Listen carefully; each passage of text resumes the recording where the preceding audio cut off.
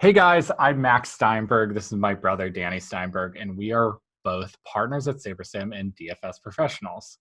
This video is the fourth video in our four-part course on beating daily fantasy basketball in 2019. In the first video, Danny and I walked through the basics of SaberSim's three-step lineup building process to show you how to build better basketball lineups faster. If you haven't seen that yet, I check it out as it's the fastest way to get up to speed on the fundamentals of daily fantasy basketball. In the last two videos, we went deep into the first two steps of the three-step process and showed you how we adjust point and ownership projections, as well as how to dial in your build settings. If there's one part of the process you want to focus more on, then going out of order is fine, but otherwise I'd recommend starting from the beginning. In this video, we'll break down in detail the third and final step of the process, what we call the quality control step. It's this stage where you're able to review your player and stack exposures across your lineups and quickly make adjustments to get your lineups ready to enter contests. At the end of this video, you'll have everything you need to go through SaberSim's entire three-step build process and build winning lineups. So I'm going to start our build now and hand it over to Danny to just talk about this a little bit. Okay, so let's show you what our build looks like after our first two videos. If you missed those, I'd recommend checking them out, but we ended our last video setting our settings for a 20 max GPP. So we're going to build lineups for the DraftKings 4-point play, which is a $4 entry tournament with a cap of 20 entries. And while it's a big field, the payout structure is pretty flat. Like we said in our building a bankroll video, I'd recommend playing contests below $3 so you aren't facing top pros, but for us, this is one of the softest contests that's available for us to play. Absolutely. Okay, so we requested 20 lineups, so rather than building us only 20, SaberSim built us 500 strong lineups, all based on everything we did in the first two steps. This lets us do some incredibly powerful stuff, which we'll get to in a minute. But first, let me just walk through what's in front of you. So on the right, you'll see all your lineups, and you can sort them by projected score or Saber score. Projected score ranks your lineups based on the total sum of projected points for every player in a lineup. Saber score, which you should use, quantifies the impact of correlations and ownership on the projected score of a lineup. The higher the Saber score, the higher the upside potential when making our lineups. So I always sort by Saber score because I care about upside, not averages, in these top-heavy GPP tournaments. You can also quickly change the number of lineups you want, and we'll immediately deliver those to you.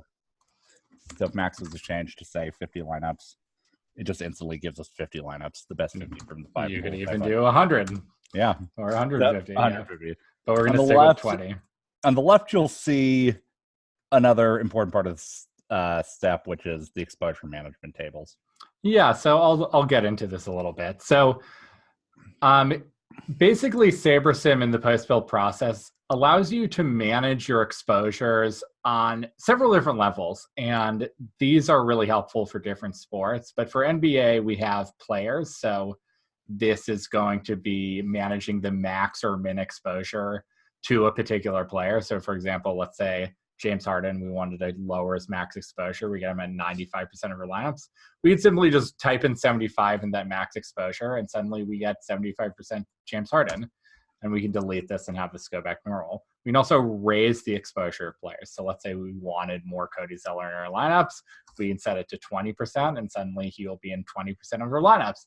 Again, this is because we've built you a pool of 500 lineups. And so we can sort of, in essence, swap out lineups, your worst lineups, and swap in some more lineups with Cody Zeller in order to get more or less exposure to the players you want. And I really like this because it keeps the integrity of your lineups. You're still keeping all of your best lineups, and all you're doing is sort of lopping off the worst ones and replacing them with some that you want to see more.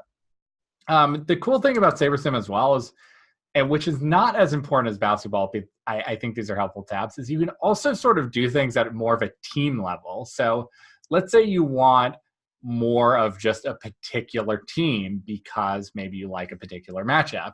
So let's say in general, you think the Lakers are going to do really well and you kind of just want more exposure to that team, but not any one particular player.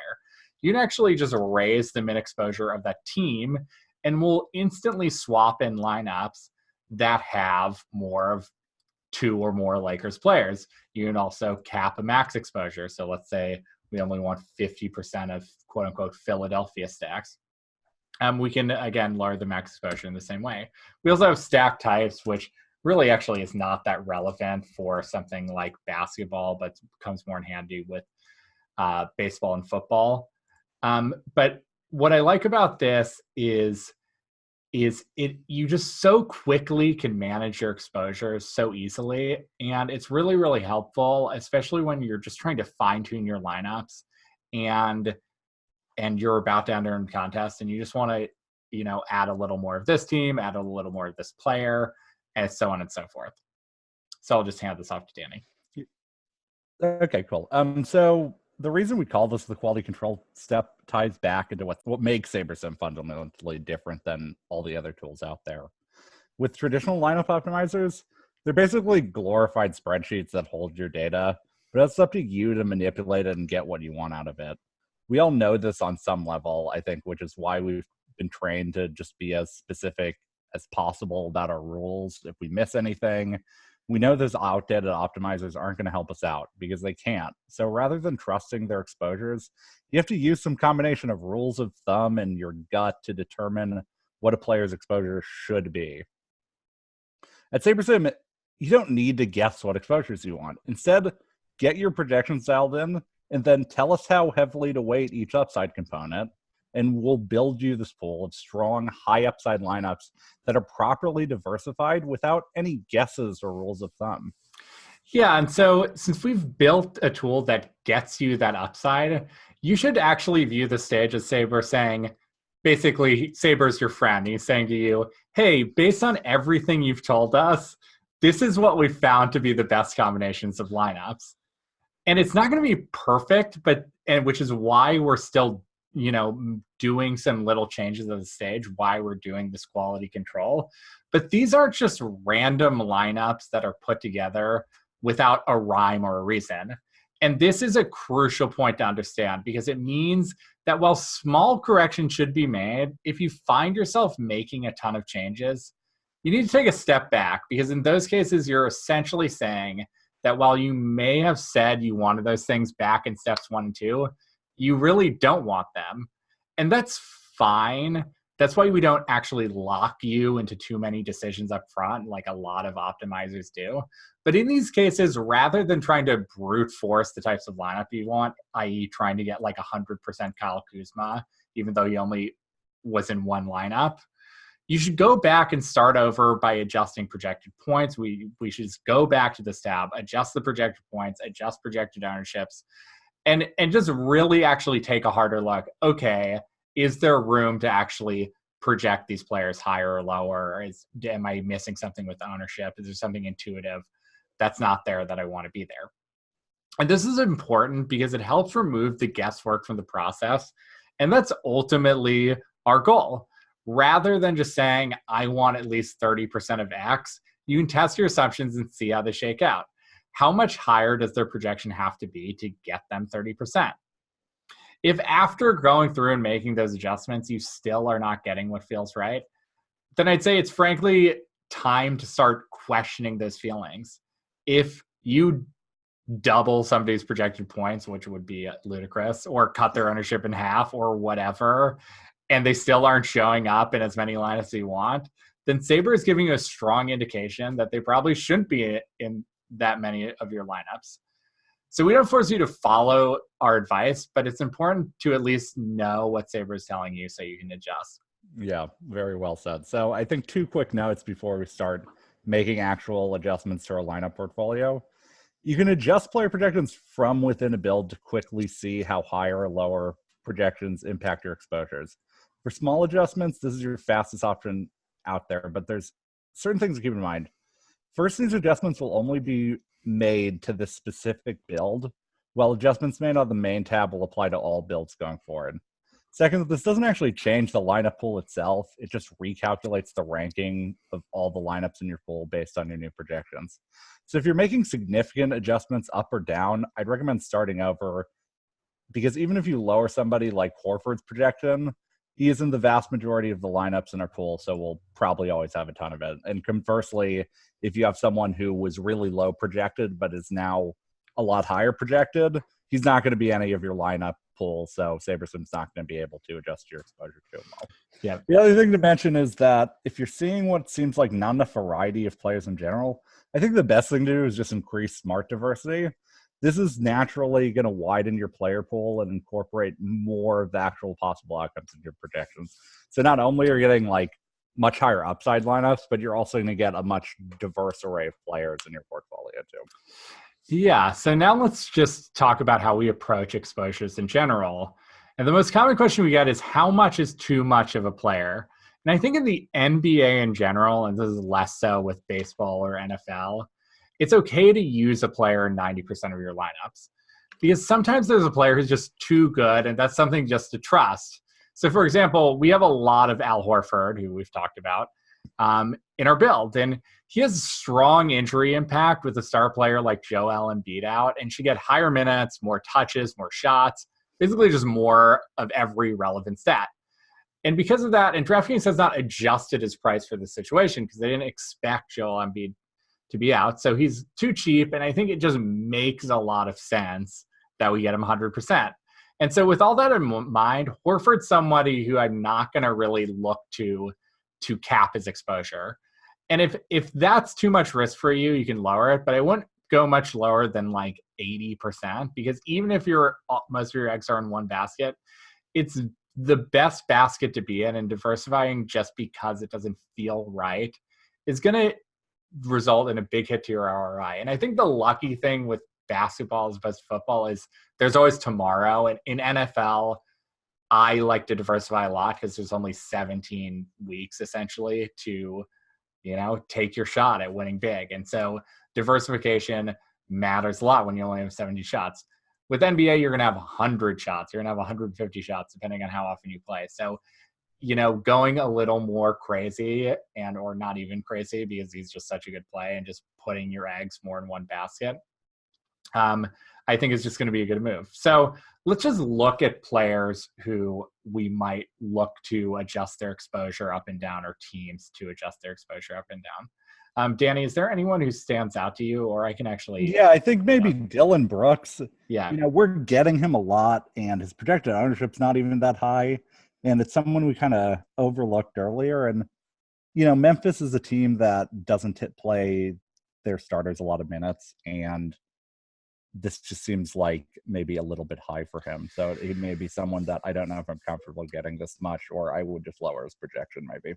Yeah, and I think you're touching on a couple things. This actually just made me think of something, which is I think one important thing is to look at projected ownership versus exposure, because that essentially is the leverage you have on a particular player than the field. And as Danny said, Dylan Brooks only has 5% projected ownership. So we actually didn't even look at his projection. So if you don't have enough time for that, or you just don't know, and you're sort of just saying, okay, I'm going to trust SaberSim here, but that he's going to be a low-on player, or projecting him to be, we're going to be happy getting him in 30% of our lineups or 40% of our lineups, because we're still really leveraged on the field. If he does really well, we're going to do really well, like absolutely going to do well. So I think that is something to look for sure. And I definitely, he's going to be someone who could bring his exposure down a lot and try to get some more diversity. Yeah. Although I would recommend, instead of using max exposure, I think it's definitely a better move to just lower his projection, so you have some sort of process that is not just based on your cut. You know what I'm saying? Right. Absolutely. Or you could just do a little bit of a less thing. And yeah. I think one thing that Dylan Brooks illustrates, and something that you actually kind of want to look for in general, is looking for these cheap wing players, because I think those type of guys are going to be guys who can really bust your lineup, because someone like Dylan Brooks, he's projected at 28 fantasy points. So in his range of outcomes, there are like 15, 18 fantasy point games, which are just going to kill your lineups, right? Mm-hmm. And so I think in general, when I'm doing this process, I'm not really looking for getting these guys who are star players or point guards and limiting their ownership. I'm looking more to cap some of these wing players like this ownership, like Dylan Brooks. So I think that's a great one. Example. I think if we got a lot of Miles Bridges or Danny Green, that's those are people that I might look to cap their ownership as well. Brad Wanamaker, for sure, someone who, these people do have downside. So, but we're not getting them. Yeah. I mean, just reading these situations, like with Brad Wanamaker, we have a guy who's projected as 21 who is going to get some playing time. So he seems reasonable. We also have a guy like Hassan Whiteside who we're getting 80%, which is a lot, and he's not going to be owned a lot. But I kind of really like that because he's going against a team, Toronto, that has a lot of injuries, and he's also at home, which is good for people who block shots. So I kind of like going for that, while with the Dylan Brooks, I just wasn't as sold, I guess. Yeah. And so here's a thing that I think can get dangerous and is a mistake that I make and a lot of people I think make is when you have a player, let's say Cody Zeller, who we boosted, and we're saying, okay, we like him more than SaberSim likes him. And so I want to adjust his projection and get him some. And we're already pretty high on him in general. And so we got him in 2 out of our 20 lineups. And someone might look at that and go, oh, but I want him more. So let's do 20 or 30.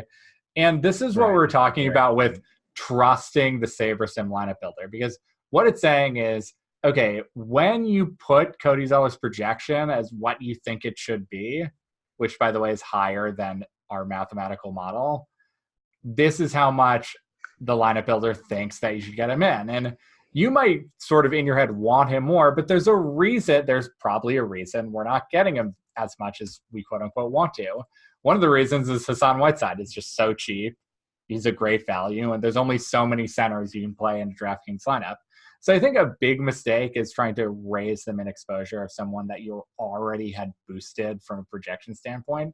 And if you're really like, God, I really thought I was going to get the player more, again, that's the time to go back and actually evaluate the projections. Right.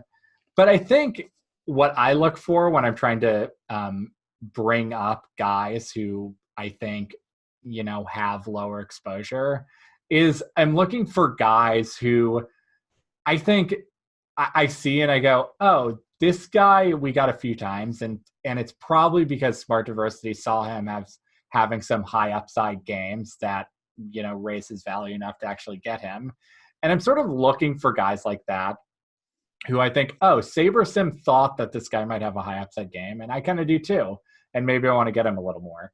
And for me, I think a guy like that is someone like DeMar DeRozan, who I know has a history of playing big minutes. He has a really good matchup versus Minnesota. He's someone that we didn't really look at, actually. And, he's capable of a triple-double. It makes sense to me that SaberSim said, hey, he's someone you want to get in your lineups. And so I think I feel good about sort of raising his exposure. And again, we're not going to do it that much, but maybe getting him in 20% of our lineups and making sure we get exposure to him. But again, if you have more time, he's someone you might want to look at and say, okay, well, maybe he's someone I should raise his projections. Right. Yeah, totally. Is there anyone else that's standing out to you? Yeah, I mean, I think one good thing is you should always worry about having just random questionable people you overlooked in your lineup. I don't think any of those guys are in there, so that is good. Yeah.